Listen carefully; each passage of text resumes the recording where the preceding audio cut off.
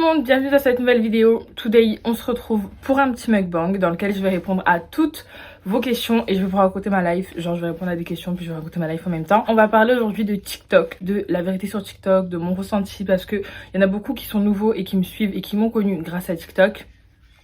Et j'avais vraiment envie de parler avec vous, de partager un petit peu parce que j'approche des 300 000 abonnés. Donc de vous parler un petit peu de tout et n'importe quoi, des revenus, de l'argent, des commentaires mauvais. Let's go, c'est parti. Quand je mange, je mange. Je peux pas parler genre. Du coup, première question qu'on m'a demandé, c'est qu'est-ce qui t'a poussé à te lancer sur TikTok? Clairement, je me suis lancée sur TikTok pendant le premier confinement. Je pense que pour tout le monde, ça a été ça, pour la majorité des gens. Et je pense que TikTok a explosé à cette période-là. Parce qu'avant, honnêtement, j'étais pas du tout sur l'application. Je connaissais pas forcément, je m'intéressais pas vraiment. Et bah ouais, c'était un mood, c'était une vibe. Et du coup, ben, je me suis dit pourquoi pas. J'ai commencé à faire des TikTok où je suivais principalement des trends. Très vite, je trouve, j'ai commencé à partager des vidéos de danse tahitienne ou des trends un peu polynésiennes. Je vous mettrai d'ailleurs le premier TikTok de danse tahitienne que j'ai fait et la première trend un peu où on me voyait danser que j'ai faite. Du coup voilà comment j'ai commencé, comment j'ai voulu commencer, ce qui m'a donné envie de me lancer sur TikTok. Clairement c'était le premier confinement parce que j'avais rien d'autre à faire de ma life et franchement j'aurais trop aimé revenir à cette période là parce que c'était trop de bonnes vibes. Genre tu sais, c'était pas comme aujourd'hui. TikTok c'est devenu un peu sombre. Genre au début c'était vraiment good vibes. Comment est-ce que tu réussis à faire des vues sur TikTok? Alors moi honnêtement au début, on va parler de ça, au début quand je me suis lancée sur TikTok, personnellement je cherchais pas à faire des vues. Genre je cherchais pas à percer ou vraiment je faisais ce que j'aimais faire. Et vraiment je faisais pas vraiment attention aux vues, pas comme aujourd'hui. Qu'on dise clairement les termes, au bout d'un moment quand tu commences à avoir des abonnés sur TikTok ou faire plein de vues, et ben forcément tu vas prêter attention à ça. Quand tu commences à avoir plein de monde qui te suit, en fait inconsciemment tu passes du TikTok fun au TikTok où t'as un peu plus de pression, où tu cherches en fait constamment pas à faire des vues mais si en fait, où tu cherches à ce que tes vidéos elles percent parce que tu te dis bon ça a percé une fois, pourquoi ça percerait pas une deuxième fois. Inconsciemment en fait tu fais plus de TikTok pour te divertir et pour le fun, tu commences à faire des TikTok parce que tu dois faire des TikTok. J'ai eu une montée d'abonnés, enfin vraiment en 2-2, genre j'ai pas, c'est pas comme YouTube. YouTube ça fait depuis 2016 je suis dessus. Là on est 20 000, ce que moi je trouve beaucoup parce qu'après YouTube c'est un algorithme assez compliqué, assez difficile, c'est un peu comme Instagram. TikTok en gros je peux percer en 24 heures clairement. Mais du coup c'est vrai que j'ai eu beaucoup d'abonnés d'un coup et c'est pas que j'étais pas préparée mais du coup j'ai eu une pression et je me suis dit en fait qu'il fallait tout le temps que je poste, c'est à dire que c'est ce que j'ai fait, je postais tout le temps. Moi je poste 4 TikTok par jour, 7 TikTok par jour, des fois j'en postais 10, des fois j'en postais 2 mais vraiment j'essayais d'être présente tous les jours sur TikTok parce que je me disais en fait si je suis pas présente soit je vais perdre mes abonnés, soit les gens ils vont m'oublier ou soit je sais pas. Du coup j'étais dans une phase avant l'été dernier où je postais clairement pour poster parce que je me disais purée mince faut que je poste, tu vois, genre il y a des gens qui me suivent, je peux pas les laisser sans rien, je peux pas en fait quand je postais pas j'avais l'impression de perdre des opportunités de pouvoir faire des vues ou autre. Vraiment ça m'a travaillé le cerveau de ouf, mais je parle vraiment en toute honnêteté hein. Du coup c'est pour ça que déjà l'été dernier il s'est passé des événements que vas-y flemme, j'avais pas envie d'ouvrir TikTok, mais je me suis aussi dit en fait stop, genre si j'ai commencé TikTok c'est parce que je voulais faire des vidéos quand j'en avais envie, quand je sais pas je kiffais le moment avec ma famille, je disais ah mais non enfin TikTok, nous ça nous divertit, on kiffe, on rigole, mais là j'en venais vraiment à poster des TikTok pour poster des TikTok parce que j'avais peur qu'on m'oublie ou j'avais peur de passer à côté d'une opportunité. Du coup cet été c'est pour ça que j'étais beaucoup moins présente et d'ailleurs j'ai perdu en visibilité, bon là c'est remonté hein, mais j'ai perdu en visibilité. J'avais un peu moins de gens qui me suivaient parce que les gens ce qu'ils aiment c'est que tu sois là, c'est triste mais c'est que tu sois là tout le temps, c'est que tu sois là tout le temps, que tu partages tout le temps ce que tu fais de toute ta life. En fait ils veulent tout savoir et c'est humain. Moi-même en tant que abonnée j'adore savoir la vie des gens, genre j'adore suivre quand la personne elle poste pas, je suis en mode purée mais qu'est-ce qui se passe, pourquoi elle poste pas et tout nanana. Donc j'étais rentrée dans cette optique et au bout d'un moment j'étais à saturation. Genre vraiment j'étais à saturation, c'était le matin c'était TikTok, le midi c'était TikTok, le soir c'était TikTok. Tellement ma mère elle me disait ouais c'est beau toi porter TikTok, tu sais faire quoi dans ta vie, y a pas que TikTok dans la vie. J'ai fait une pause et depuis ça va mieux. Mais pour répondre à ta question, comment est-ce qu'on fait pour faire des vues? Un peu sur TikTok c'est trop facile. On va parler français. Ce qui marche c'est les vidéos drama suivre les trends et tout, c'est bien, mais si tu fais que ça, honnêtement, on s'en fout. Tu vois, genre, on s'en fout, vraiment, on s'en fout. Et je pense qu'il faut avoir une personnalité différente de ce qu'on voit déjà et attachante. Et aussi sur TikTok, plus tu en montres sur toi et plus tu vas percer. Parce que les gens, en fait, ils adorent savoir la vie des autres. T'es obligé de partager ta vie privée en fait. Donc des fois c'est à double tranchant. Par exemple moi je sais qu'au début je partageais beaucoup mon couple. Maintenant je ne partage plus. Après les couples aussi sur TikTok ça marche trop bien. Genre je vous jure. Parce qu'en fait les filles elles aiment trop idolâtrer des couples. Genre en mode oh, purée eux s'ils se séparent je croirais plus en l'amour et tout. Genre des trucs comme ça. On a les filles mais même moi je suis comme ça. J'adore suivre les couples sur TikTok. Et ça marche bien aussi. Ensuite il faut avoir une personnalité différente, c'est à dire que moi j'ai fait beaucoup de vues parce que je proposais de la danse tahitienne, ce qu'on voyait pas forcément sur TikTok. Après j'ai des sœurs aussi assez rigolotes, j'ai une famille assez rigolote, etc. Donc les gens ils kiffent ma famille, clairement ma mère tout le monde l'adore. Donc c'est ce qui a fait que facilement j'ai fait beaucoup de vues. D'ailleurs ma vidéo qui a fait le premier million c'était avec ma maman parce que les gens ils l'ont trouvé trop cute. Et depuis il la lâche pas, genre vraiment ma mère c'est ouh elle est trop mignonne et tout. Sur TikTok l'algorithme il est tellement imprévisible, genre une vidéo où t'es là tu restes comme ça elle va percer, alors qu'une vidéo où tu passes 6 heures à hop la mise en scène et tout elle va faire 2 vues. Donc c'est vraiment imprévisible, mais je pense que pour percer dans le long terme, parce que si vous voulez vous percer sur TikTok, pour percer dans le long terme il faut avoir une personnalité qui se différencie des autres et quelque chose que les autres aiment. Certes, tu vas faire une vidéo, elle va buzzer, tu vas faire 300 000 vues, mais peut-être que tu vas pas gagner d'abonnés sur le long terme, tu vas en gagner plein d'un coup, puis après plus rien, parce que tu auras fait une vidéo tendance, tu auras fait une vidéo qui a fait le buzz, mais les gens après, genre tu vois, ils s'abonnent et après, genre au final, bon, son contenu, bof, tu vois. Donc il faut vraiment avoir une personnalité, faut vraiment être soi-même en fait, simplement.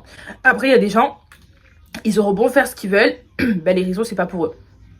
Tu vois, genre des fois faut se rendre à l'évidence, les réseaux c'est pas fait pour eux, donc voilà. Mais après si t'aimes ce que tu fais et si tu crois que tu vas réussir ce que t'as envie de réussir, il y a rien d'autre qui va te faire échouer. Après il y a tout ce qui est technique, etc. C'est-à-dire qu'il faut faire plusieurs vidéos par jour, genre vraiment faut squatter TikTok.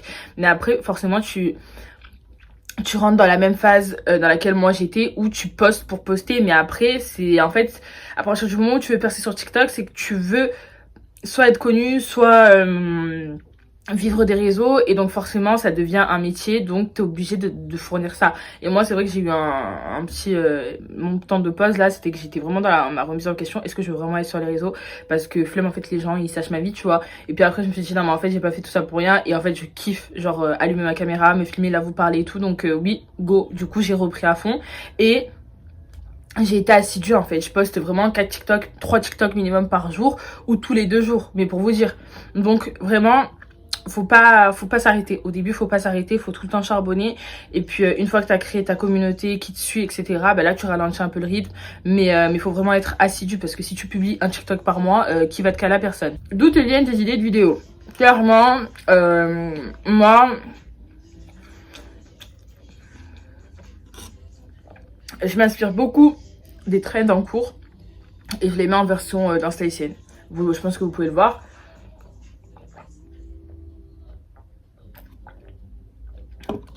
Je parle trop, c'est abusé. Mais en fait, tout ce qui va être trend, ou par exemple les phrases du style, je sais pas, moi je vous mettrai les TikTok que j'ai fait. Mais en gros, je vais reprendre les trends et je vais apporter ma touche à moi, ma touche d'originalité, on va dire, en parlant des expériences de danse que j'ai pu avoir ou autres. Parce que c'est vrai que j'ai 1 milliard d'histoires par rapport à la danse. Vraiment, je pourrais en écrire des romans et des romans, des anecdotes ou de l'expérience, etc. Donc à chaque fois, ouais, je prends une trend et je la modifie. Et après, au final, ça fonctionne parce que bah, ça reste quand même original vu que je parle pas du même sujet que d'autres personnes. Et après voilà, donc déjà ça pour les trends. Et après bien sûr j'enseigne, je fais des TikTok, des tutos de danse tahitienne pour les gens, parce que franchement je trouve qu'il y a beaucoup de personnes en France qui ignorent encore de la danse tahitienne, que la danse tahitienne existe, et pareil dans le monde entier. Donc moi je suis contente de partager ça avec plein de monde, parce qu'il y en a qui se moquaient au début, puis au final se sont abonnés à moi et en voyant plusieurs vidéos ont commencé à s'intéresser, à kiffer ça. Franchement moi quand je vois des gens qui disent mais votre culture elle est trop belle et tout, mais je suis trop fière en fait. Donc voilà d'où me viennent un peu mes idées. Je fais des tutos, j'apprends à danser, Je refais des trends, des fois je fais un peu d'humour, ça dépend un petit peu. D'ailleurs, ça rejoint une autre question. Il y a une personne qui m'a dit oui, la dernière fois je suis tombée sur un de tes TikTok. Ben, la question c'était la dernière fois je suis tombée sur un de tes TikTok. Je mettrai pas le nom parce que la personne dans la boîte à questions a identifié la personne qui fait pratiquement tous les mêmes TikTok que moi. Je ne citerai pas son nom parce que flemme. Mais moi, je suis pas du style à tout recopier pareil qu'une personne. Je pars du principe que chacun a ses idées, que tu peux t'inspirer, apporter ta touche d'originalité, mais copier pour copier, même si c'est le but de TikTok. Hein, on va pas se mentir, TikTok, c'est tu revois, tu refais. C'est le but d'une trend en fait. Mais des fois, il y a des personnes, c'est trop. Et donc moi, j'évite de faire ça. Je m'inspire un petit peu. Quand l'idée est trop bonne, ben, je la prends. Et je la remixe un petit peu à ma sauce. Parce que je sais que c'est chiant d'être copié. Et j'ai pas envie d'être comme ça. Donc voilà d'où me viennent mes idées. Je regarde un peu sur TikTok. Des fois, il y a des personnes qui me posent des questions. Est-ce que tu peux me faire un tuto Faharapo? Est-ce que tu peux me faire un tuto, je sais pas moi, sur le tama ou quoi? Donc ça, je fais aussi. Des fois, il y a des musiques que je kiffe trop. Donc j'ai fait une danse dessus, j'ai fait une choré dessus. Enfin bref, moi, je fais un peu de tout. Et mes idées, elles me viennent au fur et à mesure.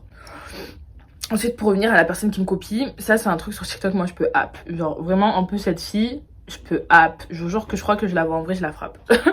Pour de vrai, on dit les termes, hein, mais vraiment, je crois que je la frappe. Genre, pour de bon. Parce qu'en fait, je vous jure que... Et il y a des inspecteurs, là. Vous allez savoir de qui je parle. Mais, en gros, clairement, tu vas sur son profil, toutes les vidéos épinglées, c'est les mêmes que les miennes.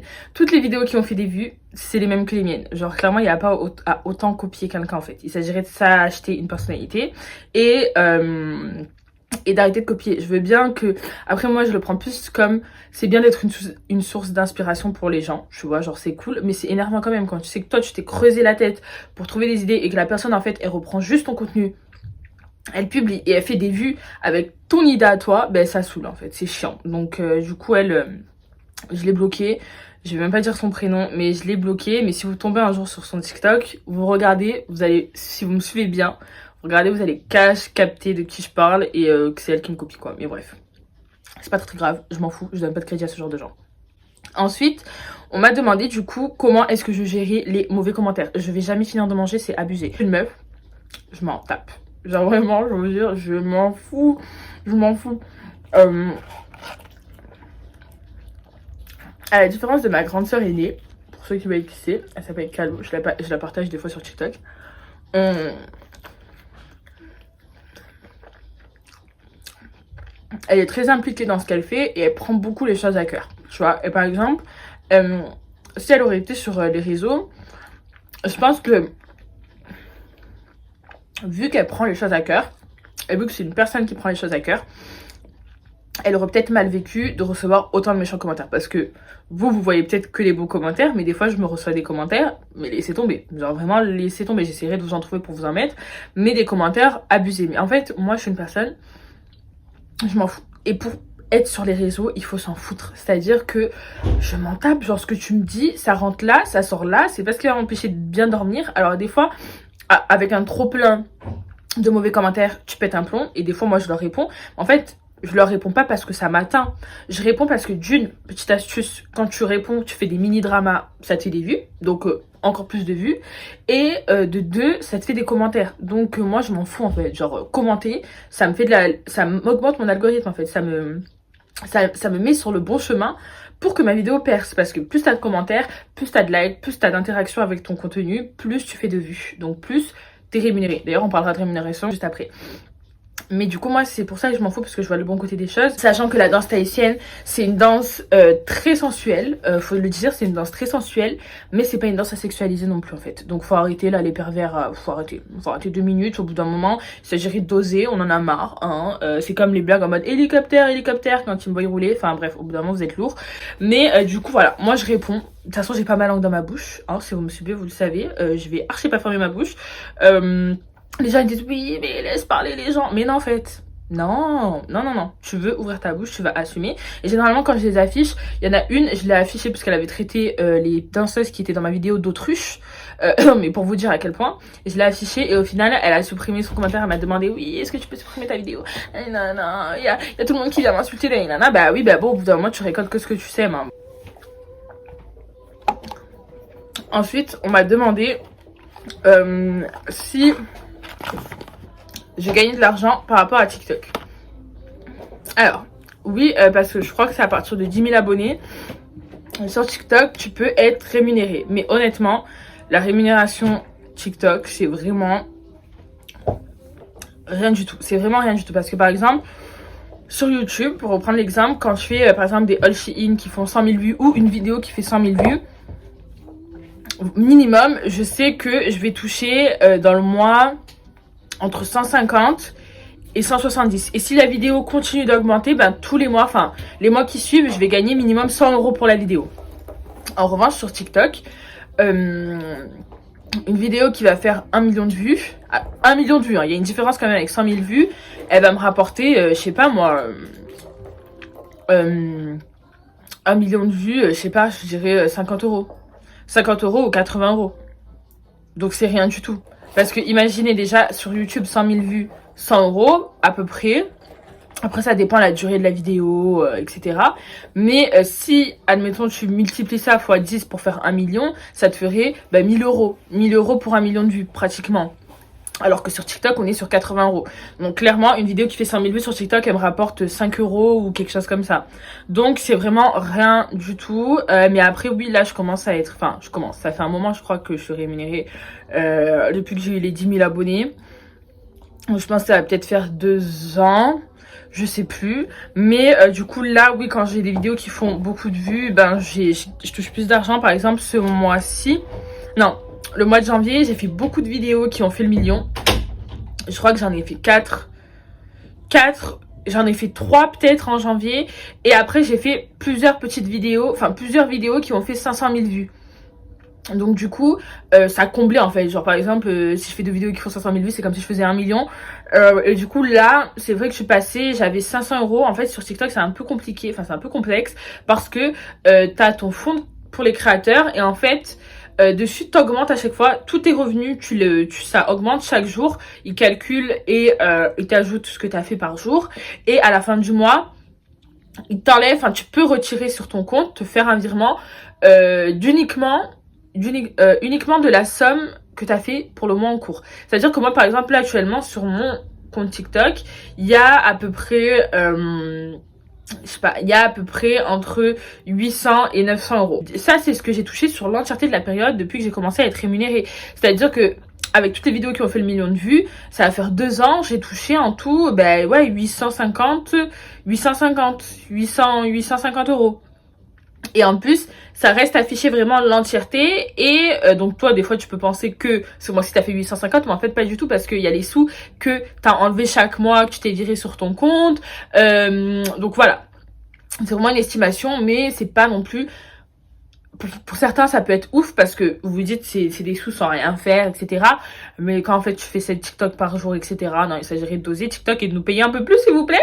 Mais après, bon, moi, je suis pas assez après parce que je travaille à côté, je suis chez Kiko, donc j'ai mon métier à côté pour l'instant, donc c'est un plus quoi, c'est vraiment un plus. On m'a demandé du coup qu'est-ce que je comptais faire pour mes 300 000 abonnés, enfin moi j'ai réfléchi à ça, vous m'avez posé la question, j'ai envie de faire 3 concours, puisque 300 000, 3, et du coup je pense que je vais faire 3 concours différents, donc un peut-être de make-up, parce que vous savez que j'adore le make-up, un avec de la bouffe, mais de la bouffe thaïsienne, genre tout ce qui est sao, chaise dalle et tout, bonbons chinois, vraiment ça, mais il faudrait que je voie où je vais l'acheter, parce qu'en France ils aiment trop flamber sur les prix. Wesh, y a pas à payer un paquet de sao 10 balles en fait, y a pas en fait, donc du coup à voir.